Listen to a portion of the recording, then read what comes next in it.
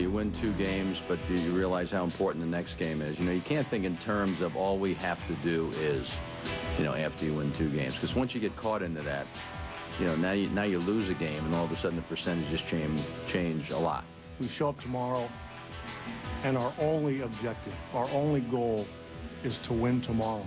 These ball clubs are, you know, both wanted badly, and yeah, they're going to keep battling right until somebody, you know, winds up going beyond. This one's for all the Red Sox players and teams, thank you, that couldn't quite beat the Yankees over the years. We had to believe, or we wouldn't be here. We believed in this clubhouse. The storybooks and the media and the papers didn't believe, but we did, and that's what makes this group special. When the doors are closed, we believe. Last October's historic league championship comeback made history and lifted the Red Sox-Yankees rivalry to, if possible, a higher emotional plane. Their history is strewn with moments that have nothing to do with the ball in play, and that animus can find its way to the elementary school playground. Terry Noka shows us what 2 classes of youngsters in Acton, Massachusetts are trying to do about that. Dear Mr. Seelig, dear Mr. Steinbrenner, dear Mr. Henry, hello from the 5th and 6th grade students at the Merriam School in Acton, Massachusetts. Even though we live near Boston, some kids in our school are Yankees fans. Because of all the hatred between the Red Sox and Yankees, this is causing intimidation from the young Red Sox fans to the Yankee fans who are afraid to speak up for who they root for in baseball. It's called the Merriam School Handshake Project. It began with 2 elementary school teachers in Acton, Massachusetts, one a Yankee fan and the other a Red Sox fan, who noticed the intensity of the Yankees and Red Sox rivalry was starting to spill over onto the playground. The rivalry began to heat up within the school, and there were a few instances where we felt it was going over the top. Some kids would not like a kid, even just because he was a Yankee fan. They wouldn't respect him at all. Sometimes they would just walk right by him if he said hi. 5th grade teacher Ed Kaufman and 6th grade teacher Mary Ann Brandt addressed the issue with their students and came up with an idea. Their goal was to get the Red Sox and Yankees to shake hands on opening day at Fenway Park to promote sportsmanship. I really didn't like the idea at all. I really hated the Yankees pretty much. I wasn't sure, but I was also up for the idea because it's just not a good thing to be fighting, because there's these little kids watching these adults, and the adults should set an example.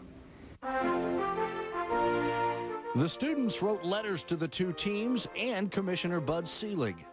My 2 classes think that if the Red Sox and Yankees shake hands after the game on opening day in Boston, it might influence rival baseball team fans to join in their excitement.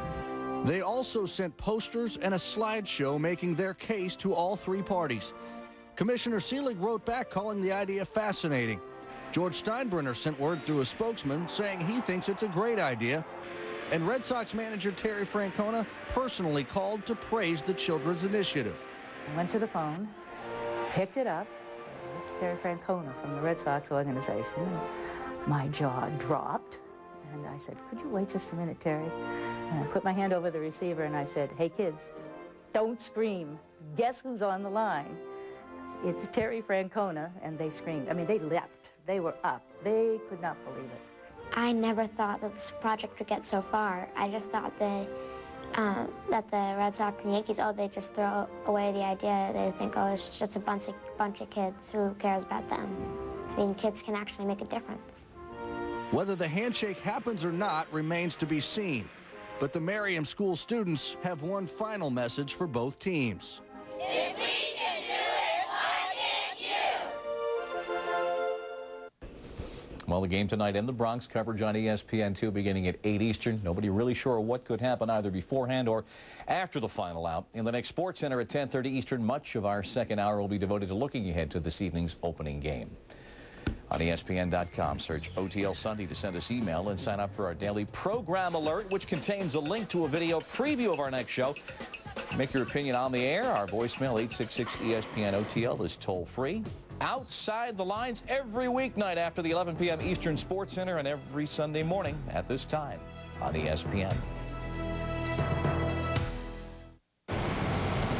I've been kind of nervous about stepping up to the plate for a while now, but when you see a shot, you got to take it, right? And you're such a knockout. And I feel like I spent my whole life afraid to strike out. But you know, when you When you see that bucket, man, and you can take that shot, well, you got to take it. 4th down, 3 seconds on the clock, and I'm swinging for the fences. I think we make a great team.